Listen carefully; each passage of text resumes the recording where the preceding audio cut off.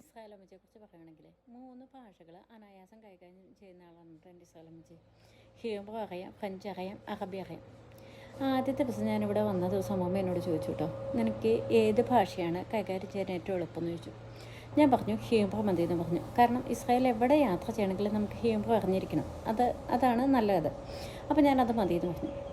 അപ്പം അമ്മമ്മ ഒത്തിരി സംസാരിക്കുന്ന ആളാണ് കേട്ടോ. അമ്മമ്മ എന്നോട് ഇങ്ങനെ ഹീബ്രുവിൽ അതും ഇതൊക്കെ ഒത്തിരി പറയുന്നുണ്ട്. അപ്പോൾ എല്ലാത്തിനും തലയാട്ടും കേട്ടോ. എനിക്കൊന്നും മനസ്സിലായിട്ടല്ല, ഞാൻ തലയാട്ടും, എനിക്ക് മനസ്സിലാവുന്നുണ്ട് എന്നറിഞ്ഞോട്ടെ എന്നോർത്ത്. പക്ഷേ കുറേ നേരം കഴിയുമ്പം എൻ്റെ ഫേസ് എക്സ്പ്രഷൻ കാണുമ്പോൾ അമ്മമ്മ ചോദിക്കും, ഞാൻ ഇവാൻ തോത്തിന്ന് ചോദിക്കും. അപ്പോൾ ഇവാൻ തോത്തിയുടെ അർത്ഥം എനിക്ക് എപ്പോഴും അറിയത്തില്ല കേട്ടോ. ഞാൻ ഇവാൻ തോത്തി എന്ന് പറയും.